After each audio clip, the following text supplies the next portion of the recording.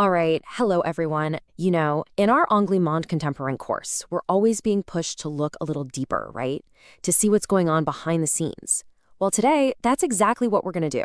We're going to dive into how these really powerful images and stories, how they build, and sometimes, let's be honest, kind of twist our reality. So let's kick things off with this really powerful question.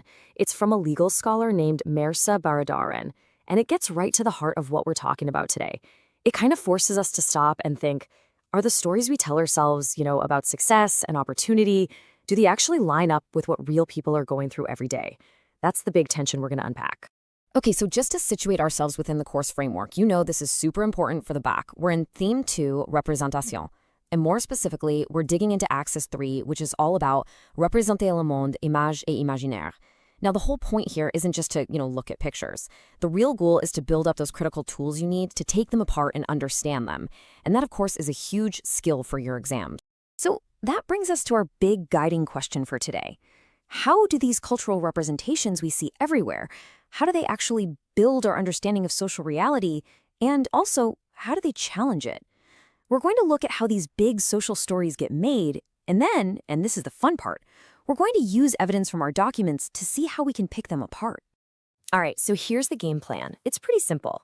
First, we're going to look at a really dominant, idealized image, what we call an imaginary in the course, right? That shared story a society tells itself. Then we're going to hit it with some cold, hard facts. And finally, I'm going to give you the tools, the methods, so you can do this exact kind of analysis yourself when it comes time for the back. Okay, let's get into it. Part 1, the myth of opportunity.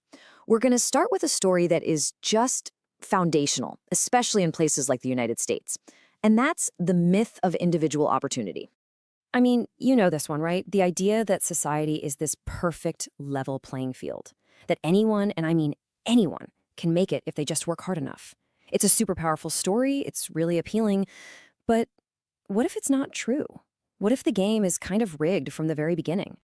And check out this quote from Diana Kendall. It's fascinating because it points a finger directly at the media for propping up this myth. She's basically saying that when the media shows us stories about rich people and poor people, it's like they're on two different planets, two completely separate worlds that have nothing to do with each other. But the critical link, the idea that maybe, just maybe, one group's lifestyle is connected to the others within the same system, that part almost never gets talked about. All right, so we've got the myth down. Now, let's tear it apart. In part 2, we're going to deconstruct this whole narrative. We're going to take that imaginaire of individual opportunity and really confront it using some hard data and personal stories straight from our documents. Okay, look at this number, $5.04. Let that sink in for a second. It's a shocking number. And what it represents is this. According to the U.S. Census Bureau, for every $100 of wealth a white family has, a black family has $5.04. It's just, wow. And this table here, it breaks it down even further and shows a really, really important difference. The difference between income and wealth. See, income is the money you earn, your paycheck. But wealth, that's your assets, a house, savings, investments. That's what gives you real long-term security. And what this data screams at you is that the wealth gap is way, way bigger than the income gap. It points to something deep, something historical, that just working harder can't fix on its own. So here's the big takeaway from that. Of course, individual effort matters. Nobody's saying it doesn't. But what our documents are suggesting is that that effort constantly runs up against these huge systemic barriers. Things like your social class, or that history of discrimination we just saw in the wealth data. These are what we call institutional forces, and they can limit your opportunities no matter how talented or hardworking you are. And really, this slide sums up the whole deconstruction. On one hand, you've got the simple story, the dominant representation. Success is all about your personal choices. But on the other hand, when you apply critical analysis, you see a much messier, more complex reality, one where opportunity is shaped and structured by systems, by history, by power. And what about education? I mean, we're always told that education is the great equalizer, right? The one thing that can level the playing field. Well, even that idea gets complicated when you look closer. Our sources show that, historically, a lot of education systems weren't actually designed to create equality. They were designed to sort students, to put them on different tracks.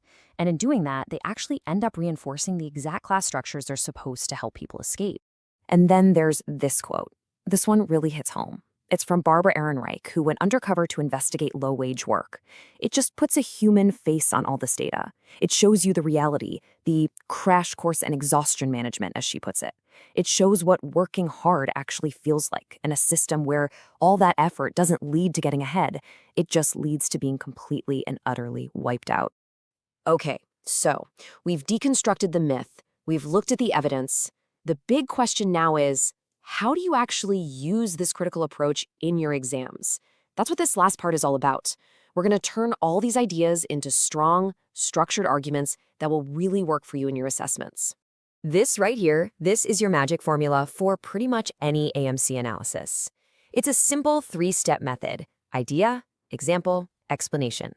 You start with your main point, your idea, stated clearly. Then you back it up with a specific example, a quote, a fact, and then, and this is the part that gets you the marks, you explain it. You analyze how that example proves your idea and how it all links back to the bigger theme. Seriously, remember this: idea, example, explanation.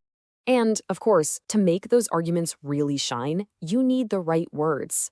Having a good command of this key vocabulary, words like representation, ideology, systemic barriers, it's not just about sounding smart, it's about being precise.